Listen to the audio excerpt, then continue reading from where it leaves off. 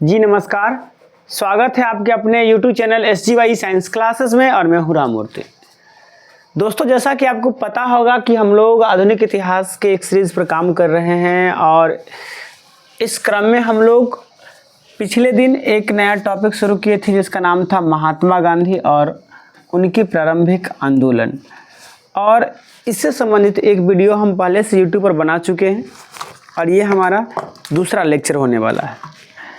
तो अगर आप हमारे उस लेक्चर को नहीं देखे हैं तो उसे जाकर के आप YouTube पर देख सकते हैं, प्लेलिस्ट में भी आपको मिल जाएगा। तो चलिए बिना देरी किए शुरू करते हैं अपने इस पाठशाला को। लेकिन इससे पहले यदि आप हमारे चैनल पर नए हैं तो इसे सब्सक्राइब करके बेल आइकन को दबा दीजिए और वीडियो अच्छा लगा है तो एक लाइक कीजिए, साथ ही साथ दोस्तों को भी शेयर कर दीजिए। चलिए शुरू करते हैं अपने इस पाठशाला को। और ये रहा आज का पहला प्रश्न। जी,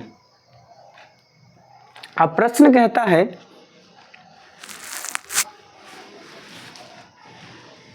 किस वर्ष दक्षिण अफ्रीका से महात्मा गांधी भारत वापस आए थे? 1905 में, 1920 में, 1915 में या 1910 में? और ये प्रश्न RRB NTPC में पूछा गया है। तो गांधी जी जनवरी 1915 में दक्षिण अफ्रीका से भारत वापस आए थे, यानी इस प्रकार से इसका सही आंसर क्या हो जाता है? सी। जरा इसका डिस्कशन हम लोग देख लेते हैं, है नहीं कुछ डिस्कशन। अगले प्रश्न की ओर चलते हैं। अगला प्रश्न कहता है कि निम्नलिखित में से किसने टिप्पणी की थी कि दक्षिण अफ्रीका ने महात्मा को बनाया था? मतलब इनमें से ये चार ऑप्शन हैं, इनमें से किसने बताया था कि दक्षिण अफ्रीका ने महात्मा को बनाया था? क्या वो बिपिन चंद्रपाल थे, चंद्रन देवनेशन थे, बाल गंगाधर तिलक थे या जवाहरलाल नेहरू जी थे? तो यहाँ आप देख सकते हैं इसके बारे में कुछ डिटेल्स यहाँ दिए गए हैं कि महात्मा गांधी 1893 में दक्षिण अफ्रीका गए। दक्षिण अफ्रीका में ही महात्मा गांधी ने पहली बार सत्याग्रह के रूप में जानी गई। अहिंसात्मक विरोध की अपनी विशिष्ट तकनीक का इस्तेमाल किया था। विभिन्न धर्मों के बीच सौहार्द बढ़ाने का प्रयास किया तथा उच्च जातीय भाइयों को निम्न जातीय और महिलाओं के प्रति भेदभाव वाले व्यवहार के लिए चेतावनी दी। और बाद में महात्मा गांधी इस क्षेत्र में भारतीय समुदाय के नेता बन गए। इतिहासकार चंद्रन देवनेशन ने टिप्पणी किया कि दक्षिण अफ्रीका ने ही गांधी जी को महात्मा बनाया है। यानी इतिहासकार चंद्रनेशन ने ही बताया था कि महात्मा गांधी को महात्मा किसने बनाया? दक्षिण अफ्रीका ने। यानी यहाँ जो सही ऑप्शन होने वाला है वो बी सही हो जाएगा, इतिहासकार चंद्रन देवनेशन। अगले प्रश्न की ओर चलते हैं और अगला प्रश्न ये रहा आपके स्क्रीन बोर्ड पर। प्रश्न कहता है कि महात्मा गांधी ने राजनीति में किसको अपना गुरु माना था? क्या वो बाल गंगाधर तिलक थे, गोपाल कृष्ण गोखले थे, लाला लाजपत राय थे या रायचंद्र भाई थे? कौन थे? तो महात्मा गांधी अपना राजनीतिक गुरु गोपाल कृष्ण गोखले जी को मानते हैं, यानी बी सही आंसर हो जाता है यहाँ के लिए। आप यहाँ देख सकते हैं कि महात्मा गांधी गोपाल कृष्ण गोखले को महात्मा गांधी ने अपना राजनीतिक गुरु माना था। भारतीय शिक्षा के प्रसार के लिए गोपाल कृष्ण गोखले ने 1905 में सर्वेंट्स ऑफ इंडियन सोसाइटी की स्थापना की थी। यानी महात्मा गांधी की जो राजनीतिक गुरु है, जो पॉलिटिकल टीचर है, वो कौन है? गोपाल कृष्ण गोखले। और महात्मा गांधी जी भी उन्हें अपना राजनीतिक गुरु मानते हैं। और गोपाल कृष्ण गोखले ने ही 1905 में सर्वेंट ऑफ इंडियन सोसाइटी का स्थापना किए थे। अगले प्रश्न की ओर हम लोग चलते हैं और अगला प्रश्न कहता है महात्मा गांधी कौन से व्यक्ति को अपना राजनीतिक गुरु या उपदेशक मानते हैं? क्या वो गोपाल कृष्ण गोखले है, दादा भाई नौरोजी है, रविंद्रनाथ टैगोर है या मोतीलाल नेहरू है? तो इसका सही आंसर हो जाता है गोपाल कृष्ण गोखले। गोपाल कृष्ण गोखले को ही महात्मा गांधी अपना राजनीतिक गुरु या राजनीतिक उपदेशक मानते हैं। और गोपाल कृष्ण गोखले ने ही 1905 में सर्वेंट ऑफ इंडियन सोसाइटी नामक पुस्तक या सर्वेंट ऑफ इंडियन सोसाइटी की स्थापना किए थे। अगले प्रश्न की ओर चलते हैं और अगला प्रश्न ये रहा आपके स्क्रीन बोर्ड पर। कहता है कि गांधी जी ने चंपारण नामक एक छोटे से गांव में सत्याग्रह आंदोलन शुरू किया था। चंपारण वर्तमान में कौन से भारतीय राज्य में स्थित है? तो इसके बारे में तो आप सभी जानते होंगे। चंपारण बिहार का एक जिला है, यानी इसका सही आंसर बी हो जाएगा, बिहार। यहाँ आप देख सकते हैं कि महात्मा गांधी ने चंपारण में नील आंदोलन की शुरुआत की थी। चंपारण जिला बिहार राज्य में स्थित है। चंपारण सत्याग्रह 1917। चंपारण सत्याग्रह कब हुआ था? 1917 को गांधी जी का प्रथम सविनय अवज्ञा आंदोलन, गांधी जी का प्रथम सविनय अवज्ञा आंदोलन, खेरा आंदोलन 1918 को प्रथम असहयोग आंदोलन तथा अहमदाबाद मिल मजदूर आंदोलन 1918 में प्रथम भूख हड़ताल माना जाता है। यानी 1917 में जो चंपारण सत्याग्रह हुआ था उसे महात्मा गांधी का प्रथम सविनय अवज्ञा आंदोलन माना जाता है। 1918 में जो खेरा आंदोलन किए थे 1918 में, उसे प्रथम असहयोग आंदोलन माना जाता है। और अहमदाबाद मिल मजदूर आंदोलन जो गांधी जी किए थे 1918 में, उसे प्रथम भूख हड़ताल आंदोलन माना जाता है। ये गांधी जी के बारे में है। तो इस प्रकार से पूछा जा सकता है कि गांधी जी का पहला सविनय अवज्ञा आंदोलन कौन है? तो वो हो जाएगा चंपारण सत्याग्रह। और पहला असहयोग आंदोलन, तो वो क्या हो जाएगा? पहला असहयोग आंदोलन खेरा आंदोलन। अब पहला भूख हड़ताल, तो ये हो जाएगा अहमदाबाद मिल मजदूर आंदोलन। चलिए अगले प्रश्न की ओर चलते हैं और अगला प्रश्न ये रहा आपके स्क्रीन बोर्ड पर। कहता है कि इनमें से किस आंदोलन में गांधी जी ने पहली बार भूख हड़ताल को शस्त्र की तरह उपयोग किए थे? क्या वो अहमदाबाद हड़ताल 1918 है? क्या वो रॉलेट सत्याग्रह 1919 है? क्या वो स्वदेशी सत्याग्रह स्वदेशी आंदोलन 1905 है? या चंपारण सत्याग्रह 1917 है? तो चंपारण सत्याग्रह को तो गांधी जी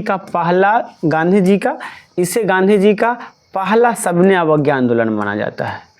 क्या माना जाता है? सविनय अवज्ञा आंदोलन, पहला सविनय अवज्ञा आंदोलन। गांधी जी का पहला सविनय अवज्ञा आंदोलन कौन था? नील आंदोलन या चंपारण सत्याग्रह।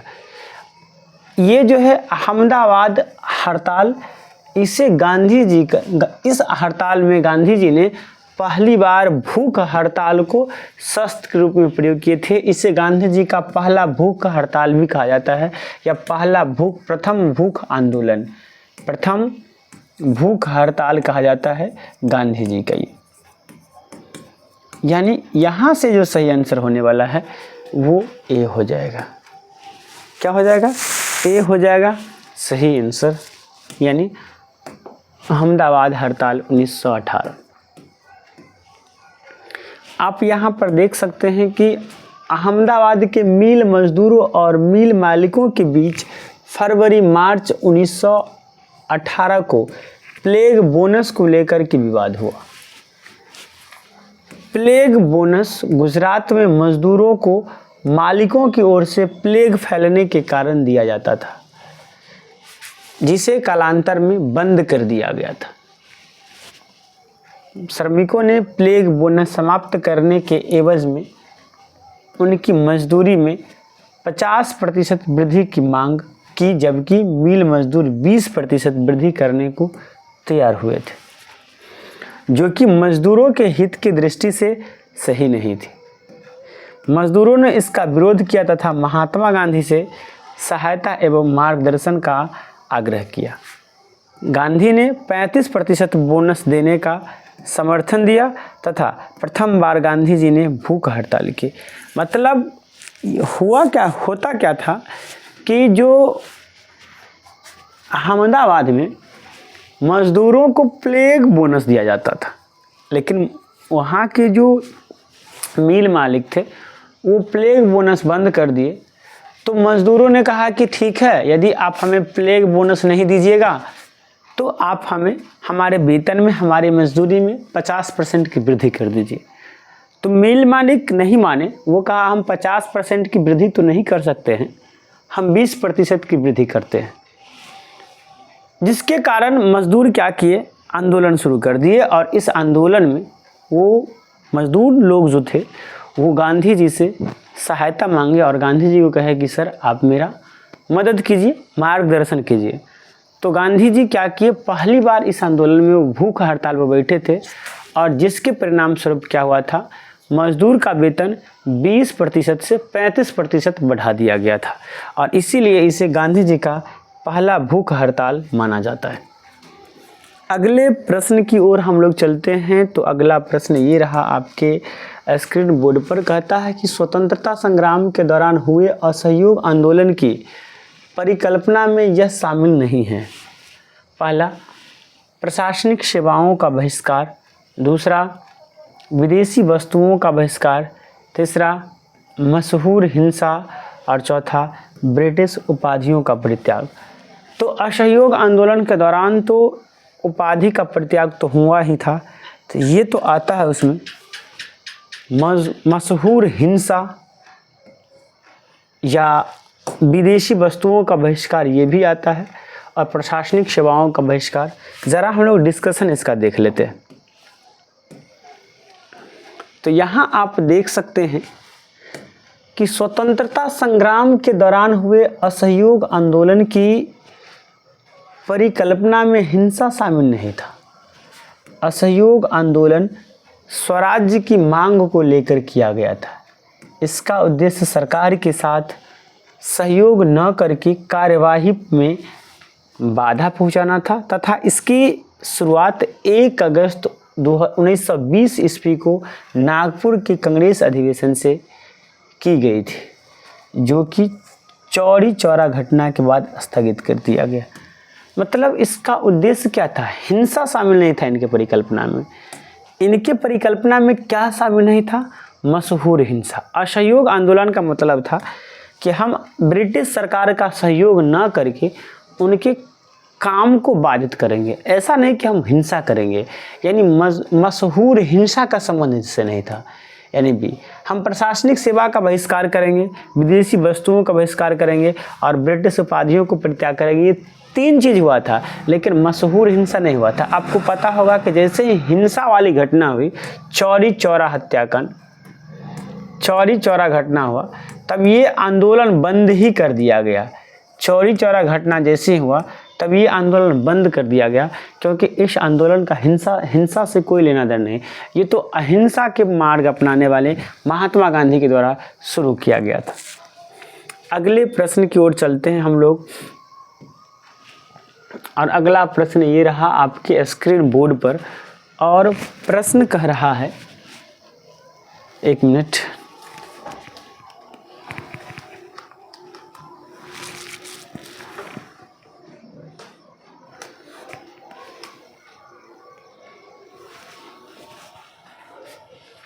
प्रश्न कहता है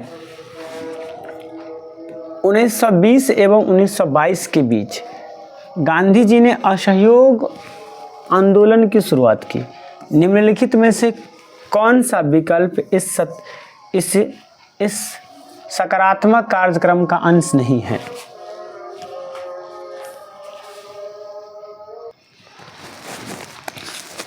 एक बार फिर से ज़रा हम प्रश्न को पढ़ देते हैं। प्रश्न कहता है कि 1920 एवं 1922 के बीच गांधी जी ने असहयोग आंदोलन की शुरुआत की। निम्नलिखित में से कौन सा विकल्प इस सकारात्मक कार्य का अंश नहीं है? क्या वो स्वदेशी का प्रोत्साहन है? तो ये जो असहयोग आंदोलन है इसमें स्वदेशी को तो प्रोत्साहन किया ही गया था, तो ये अंश नहीं हो, ये अंश है। कहता है अस्पृश्यता हटाया गया, यानी छुआछूत को हटाना, ये भी है। छुआछूत को हटाइए, ये असहयोग आंदोलन का एक भाग है। दूसरा, हिंदू मुस्लिम एकता को प्रोत्साहित करना, ये भी है। तीसरा क्या है? विदेशी वस्तुओं का खरीद, ये नहीं है। विदेशी वस्तुओं का बहिष्कार किया गया था, यानी ये असहयोग आंदोलन का अंश नहीं है, डी नहीं है। विदेशी वस्तुओं को तो बहिष्कार किया गया था, यानी D is the right answer. यहाँ आप देख सकते हैं कि असहयोग आंदोलन की शुरुआत गांधी जी ने 1 अगस्त 1920 में 20 को की थी और इसी दिन बाल गंगाधर तिलक की मृत्यु हुई थी। कहता है कि असहयोग आंदोलन के कार्यक्रम पर विचार करने हेतु सितंबर 1920 में कलकत्ता में कांग्रेस का विशेष अधिवेशन बुलाया गया। गांधी जी ने असहयोग प्रस्ताव का विरोध सर्वप्रथम एन ए बेसेंट ने किया। गांधी जी के जो असहयोग प्रस्ताव था इसका विरोध किसने किया था? एन ए बेसेंट ने, जबकि इसके प्रमुख विरोधी सी आर दास थे। कौन थे? सी आर चित्तरंजन दास जी थे, इनके असहयोग आंदोलन के विरोधी। कहता है कि दिसंबर 1920 को कोलकाता में कांग्रेस का वार्षिक अधिवेशन लाला लाजपत राय की अध्यक्षता में संपन्न हुआ। और इसके बाद क्या हुआ? दिसंबर 1920 में कांग्रेस का अधिवेशन हुआ कहाँ? कलकत्ता में, और इसकी अध्यक्षता किसने किया? लाला लाजपत राय ने, जिसमें सी आर दास अर्थात चित्तरंजन दास ने असहयोग आंदोलन से संबंधित प्रस्ताव रखा। इस प्रस्ताव के तहत उपाधियों एवं प्रशस्तियों को लौटाना, सरकारी स्कूल, कॉलेज, अदालत एवं विदेशी कपड़ों के बहिष्कार के साथ ही रचनात्मक कार्यों जैसे कि चरखा वितरण, स्वदेशी शिक्षण संस्थाओं की स्थापना, हिंदू मुस्लिम एकता को प्रोत्साहित करना, मद्यपान निषेध एवं अस्पृश्यता का अंत का उल्लेख किया। मतलब इससे पहले जो कोलकाता का जो विशेष अधिवेशन हुआ था सितंबर 1920 में, इसमें तो चित्तरंजन दास ने असहयोग आंदोलन का विरोध किया, लेकिन जब फिर से अधिवेशन हुआ, कांग्रेस का अधिवेशन कोलकाता में लाला लाजपत राय की अध्यक्षता में दिसंबर 1920 में, तब चित्तरंजन दास ने कुछ शर्तें रखी जो कि असहयोग आंदोलन अगर शुरू किया जाएगा तो जैसे कि उपाधि को लौटाया जाएगा, सरकारी विद्यालय, स्कूल, कॉलेज, अस्पताल, विदेशी कपड़ों पर बहिष्कार के साथ साथ जो स्वदेशी वस्त्र है, स्वदेशी व्यापार है, स्वदेशी वस्तु का ट्रेनिंग दिया जाए, उसके साथ साथ उसका प्रयोग बढ़ाया जाए, उसका छुआछूत को हटाया जाए, हिंदू मुस्लिम एकता को बढ़ावा दिया जाए, मद्य निषेध किया जाए, मद्यपान को निषेध किया जाए, इत्यादि शर्तें रखी। कौन? चित्तरंजन दास ने। अगले प्रश्न की ओर हम लोग चलते हैं और अगला प्रश्न ये रहा आपके स्क्रीन बोर्ड पर। अगला प्रश्न कहता है कि डैश भारत में महात्मा गांधी का पहला सफल सत्याग्रह है? क्या वो खेरा सत्याग्रह है, बारदोली सत्याग्रह है, दांडी है या चंपारण सत्याग्रह है? तो बारदोली सत्याग्रह तो सरदार वल्लभ भाई पटेल के द्वारा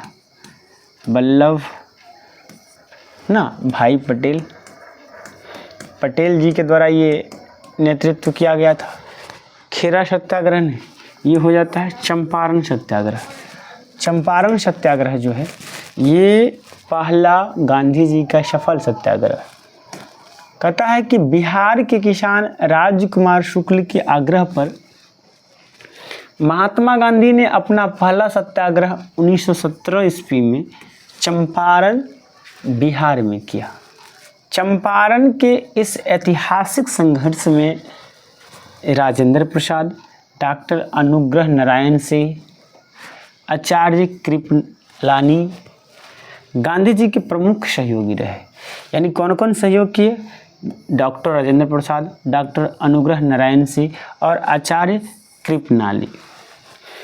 इसी सत्याग्रह में रविंद्रनाथ टैगोर ने पहली बार गांधी जी को महात्मा कहा था और चंपारण सत्याग्रह के दौरान ही रविंद्रनाथ टैगोर ने गांधी जी को पहली बार क्या कहे थे? महात्मा कहे थे। और तब से गांधी जी महात्मा गांधी बन गए। क्या बन गए? महात्मा गांधी बन गए। अगले प्रश्न की ओर चलते हैं और अगला प्रश्न ये रहा आपके स्क्रीन बोर्ड पर। कहता है कि इनमें से किसने गांधी जी को ब्रिटिश भारत की यात्रा करने और वहाँ की भूमि और लोगों के बारे में जानने की सलाह दी थी? क्या वो बिपिन चंद्र पाल थे, बोमेश चंद्र बनर्जी थे, बाल गंगाधर तिलक थे या गोपाल कृष्ण गोखले थे? किसने कहा था कि आप भारत चलिए, उसकी यात्रा कीजिए और वहाँ के लोगों और वहाँ की भूमि के बारे में जानिए? तो यहाँ आप देख सकते हैं वो थे उनके राजनीतिक गुरु गोपाल कृष्ण गोखले। कहता है कि गोपाल कृष्ण गोखले ने गांधी जी को ब्रिटिश भारत की यात्रा करने और वहाँ की भूमि और लोगों के बारे में जानने की सलाह दी। महात्मा गांधी गोपाल कृष्ण गोखले को अपना राजनीतिक गुरु मानते हैं। यानी गोपाल कृष्ण गोखले ने ही पहली बार गांधी जी को कहा कि आप भारत चलिए, भारत की मिट्टी के बारे में जानिए, भारत के लोगों की दुख दर्द के बारे में जानिए। यानी D is the right answer. अगले प्रश्न की ओर हम लोग चलते हैं और अगला प्रश्न ये रहा आपके स्क्रीन बोर्ड पर और कहता है कि चंपारण सत्याग्रह इनमें से किससे संबंधित है? नील की खेती से संबंधित है, चमड़े के उत्पादन से संबंधित है, कपड़ा मिलों की हड़ताल से संबंधित है या नमक उत्पादन से संबंधित है? तो चंपारण सत्याग्रह नील की खेती से संबंधित है। यानी ए इज द राइट आंसर। यहाँ आप देख सकते हैं इस प्रश्न को कि गांधी जी के नेतृत्व में बिहार के चंपारण जिला में सन 1917 में एक सत्याग्रह अर्थात आंदोलन हुआ। इसे चंपारण सत्याग्रह के नाम से जाना जाता है। नील की खेती के विरोध में गांधी जी के नेतृत्व में अंग्रेजों के खिलाफ भारत में किया गया यह पहला सत्याग्रह था। यानी गांधी जी का यह पहला सत्याग्रह था। कहता है कि चंपारण बिहार का एक जिला है। यहाँ पर अंग्रेजों ने उस समय व्यवस्था कर रखी थी कि हर बिघे में, एक बीघा में 20 कट्ठा होता है, हर बिघे में 3 कट्ठे पर अर्थात एक बिघा को यानी 20 बिस्का के यानी 20 बिस्का के 3 बिस्के पर नील की खेती किसानों को करनी होगी। इस कारण वहाँ के किसान काफ़ी परेशान थे, जिसके विरोध में 1917 में चंपारण सत्याग्रह हुआ। अगले प्रश्न की ओर हम लोग चलते हैं और अगला प्रश्न ये रहा आपके स्क्रीन बोर्ड पर। कहता है कि बिहार का चंपारण गांधी जी द्वारा वर्ष डैश में किए गए सत्याग्रह का साक्षी है। तो गांधी जी ने चंपारण में किस वर्ष सत्याग्रह किए थे? तो वो सही आंसर हो जाता है 1917। 1917 में गांधी जी ने चंपारण में सत्याग्रह किए थे। यानी D is the right answer. अगले प्रश्न की ओर चलते हैं। तो अगला प्रश्न कहता है कि निम्नलिखित में से कौन से आंदोलन नील की बताल कृषि से संबंधित है? तो वो सत्याग्रह है चंपारण सत्याग्रह। कौन सा सत्याग्रह है? चंपारण सत्याग्रह है, जो नील की बताल कृषि से संबंधित है। अगले प्रश्न की ओर चलते हैं और कहता है कि महात्मा गांधी डैश में चंपारण आए थे। तो महात्मा गांधी जी 1917 में चंपारण आए थे और गांधी जी को चंपारण यानी बिहार आने को किसने कहा था? तो राजकुमार शुक्ल ने। राजकुमार शुक्ल ने गांधी जी को कहा था कि एक बार आप बिहार भी आइए, बिहार को भी देखिए। और पता है ये कब कहा था? जब गांधी जी BHU के उद्घाटन में गए थे। BHU के उद्घाटन में गए थे, जहां पर पहली बार गांधी जी सार्वजनिक रूप से सभा को संबोधित किए थे। उसी टाइम में राजकुमार शुक्ल ने कहा था कि महाराज एक बार कहीं बिहारों को देख लीजिए ना, वहाँ का किसान तो बहुत परेशान है। 1 बीघा में 3 कट्ठा में उसको नील की खेती करनी पड़ती है। जिस भूमि पर नील की खेती किया जाता है वो भूमि बंजर बन जाता है। किसानों को बलजोरी नील की खेती कराई जाती है। ये सारी पीड़ाएँ राजकुमार शुक्ल ने गांधी जी को बतलाएं और गांधी जी राजकुमार शुक्ल जी को आश्वासन दिए कि हम जरूर आएंगे। और वो आए और यहाँ पर एक सत्याग्रह शुरू किए, जिसे चंपारण सत्याग्रह के नाम से जाना जाता है। यहाँ आप देख सकते हैं कि वर्ष 1917 में गांधी जी चंपारण पहुँचे और वहाँ सत्याग्रह प्रारंभ किए। चलिए अगले प्रश्न की ओर चलते हैं और अगला प्रश्न कहता है कि नील की बताल कृषि के खिलाफ महात्मा गांधी द्वारा प्रेरित प्रमुख विरोध का नाम बताइए। तो वो प्रमुख प्रेरित विरोध क्या था? चंपारण सत्याग्रह। क्या था? चंपारण सत्याग्रह, जो कब हुआ था? 1917 में। कब हुआ था? 1917 में, यानी C is the right answer. अगले प्रश्न की ओर हम लोग चलते हैं और अगला प्रश्न ये रहा आपके स्क्रीन बोर्ड पर। कहता है कि किस शहर में गांधी जी को चंपारण की समस्या के बारे में सूचित किया गया था और वहां आने के लिए आमंत्रित किया गया था? क्या वो दिल्ली था, पटना था, लखनऊ था या अहमदाबाद था? तो आपको पता है BHU कहाँ है? लखनऊ में है। तो लखनऊ शहर में ही गांधी जी को चंपारण की समस्या के बारे में सूचित किया गया था और वहां आने के लिए आमंत्रित किए थे। कौन आमंत्रित किए थे? राजकुमार शुक्ल। कौन आमंत्रित किए थे?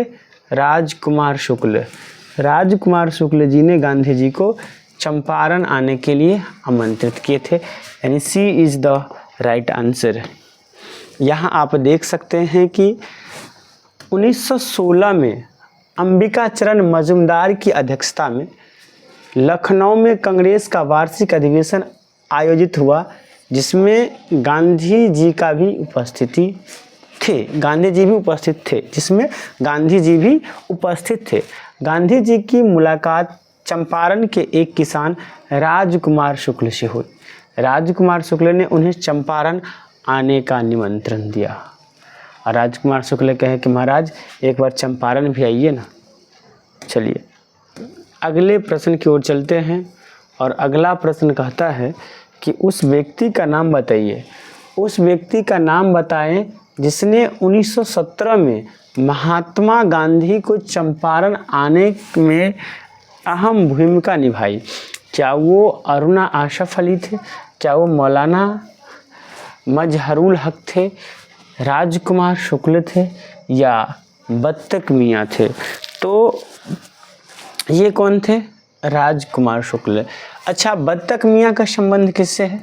तो बत्तक मियाँ ने महात्मा गांधी जी का जान बचाए थे। अंग्रेज़ ने एक बार महात्मा गांधी जी के दूध में जहर मिला दिए थे। वहाँ पर रसोइया का काम बत्तक मियाँ करते थे। बत्तक मियाँ को कहा गया था कि जहर में दूध मिलाओ। बत्तक मियाँ सोचते थे गांधी जी को कैसे बताए, कैसे बताए, कैसे बचाए। तो बत्तक मियाँ को एक बात पता था कि गांधी जी भोजपुरी जानते हैं, लेकिन अंग्रेजवा सब भोजपुरी नहीं जानते हैं। तो गांधी जी ने बातें बात में, बत्तक मियाँ ने बातें बातें में कह दिया, एमे जहर बा, एमे का बा, जहर बा, एमे का बा, जहर बा। गांधी जी समझ गए, लेकिन बगल में जो अंग्रेजवा थे वो नहीं समझे। गांधी जी क्या किए? धोखा से गिलास को उलट दिए ताकि अंग्रेज को ना पता चले, और वो दूध भी उलट गया। इस प्रकार से बत्तक मियाँ ने गांधी जी का जान बचाए थे, नहीं तो उसी दिन गांधी जी का राम नाम सत्य हो जाता। चलिए अगले प्रश्न की ओर चलते हैं और कहता है कि महात्मा गांधी दक्षिण अफ्रीका से भारत कब लौटे? दिसंबर 1920, मार्च 1919, नवंबर 1913 या जनवरी 1915। तो गांधी जी भारत लौटे थे जनवरी 1915 को, 9 जनवरी 1915 को, 9/1/1915 को गांधी जी भारत आए थे। इसलिए प्रतिवर्ष हम लोग 9 जनवरी को प्रवासी दिवस मनाते हैं।